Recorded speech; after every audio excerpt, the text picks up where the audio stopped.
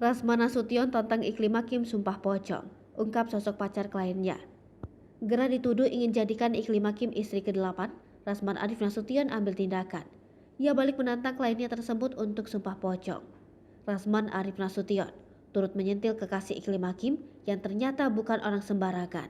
Siapakah? Pengacara Rasman Arif Nasution tantang Iklim Hakim untuk sumpah pocong. Hal tersebut diungkap Rasman Nasution yang dikutip dari YouTube KH Infotainment pada Selasa 12 Juli 2022. Rasman merasa tak terima disebut jadi penyebab Iklim Hakim mencoba bunuh diri. Rasman Nasution juga menyodorkan foto yang diduga tangan Iklim Hakim menyayat dirinya sendiri untuk berusaha bunuh diri. Rasman juga menyinggung sosok penyebab Iklim Hakim melakukan tindakan nekat tersebut.